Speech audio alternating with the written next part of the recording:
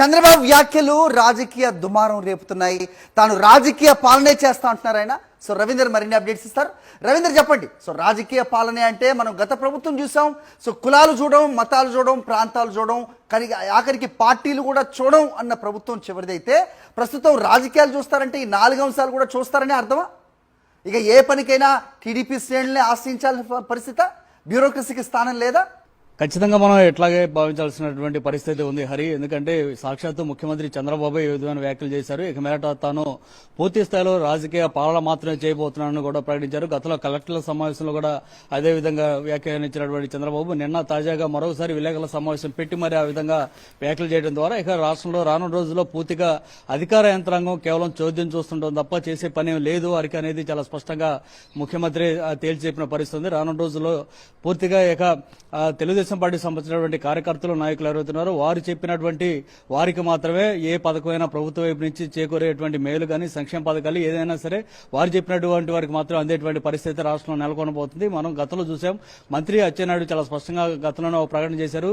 తమ పార్టీకి సంబంధించినటువంటి నాయకులు, కార్యకర్తలు ఎవరైనా ఏదైనా ప్రభుత్వ కార్యాలయానికి వస్తే వారిని కుర్చీలో కూర్చోబెట్టి కాఫీ ఇచ్చి వారు చెప్పినటువంటి పనిని చేసి పంపించాలి, అదే అధికారుల పని అని కూడా గతంలో చెప్పారు. ఇప్పుడు దానికి దాదాపు అదే రీతిలో ఇక చంద్రబాబు కూడా అదే వ్యాఖ్యలు చేసినటువంటి పరిస్థితి చూస్తుంటే ఇక రాష్ట్రంలో అధికారులు అనేది కేవలం నామకే వస్తే మాత్రమే వారు ఉండబోతున్నారు. నిస్తేజంగా మాత్రమే వారు ఉంటారు. కేవలం టీడీపీ సంబంధించినటువంటి నాయకులు, కార్యకర్తలు చెప్పిన వారికి మాత్రమే సంక్షేమ పథకాలు కానీ ఇవన్నీ అందే పరిస్థితి ఉంది. ఇప్పటిగా మనం చూస్తుంటే కనుక రాష్ట్రంలో రెడ్ బుక్ రాజ్యాంగం అనేది అమలు అవుతుంది. గడిచిన 7-8 నెలలుగా పూర్తిగా ప్రత్యర్థి పార్టీలను నిర్మూలించేటువంటి కార్యక్రమం చేస్తున్నారు. వారి ఆస్తులను ధ్వంసం చేయడం కానీ, తగలబెట్టడం కానీ, ఈ విధంగా అక్రమ కేసులు పెట్టి జైలు పాలు చేయడం లాంటి కార్యక్రమాలు అనేకం జరుగుతున్నాయి. సో ఇలాంటి పరిస్థితుల్లో ఇక ప్రత్యర్థి పార్టీలకు సంబంధించి ప్రభుత్వ వైపు నుంచి ఏ ఒక్క మేలు కానీ, సంక్షేమం కానీ అందే పరిస్థితి రానున్న రోజుల్లో కనపట్లేదు. చంద్రబాబు వ్యాఖ్యలు చూసిన తర్వాత ఇది మరోసారి స్పష్టంగా అర్థమవుతుంది. ఇప్పటికే మనం చూస్తే రాజధానిలో ఇచ్చినటువంటి 50,800 ఇళ్ల పట్టాలను కూడా పూర్తి స్థాయిలో తొలగించారు. విజయవాడ, గుంటూరు నగరాలకు సంబంధించి